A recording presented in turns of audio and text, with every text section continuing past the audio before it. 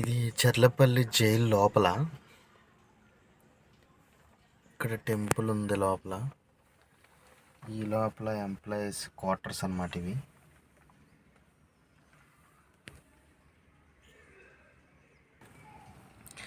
నేను యాక్చువల్గా ఇక్కడికి ఎందుకు వచ్చానంటే ఐటీ ఎంప్లాయీస్ని ఎక్కించుకుంటాకు వచ్చాను. నాకు ఇక్కడ ఒక ఎంప్లాయీ ఉంది. ఎంప్లాయీని ఎక్కించుకుంది. ఇదిగో కనపడుతుంది చూడండి, చర్లపల్లి జైలు.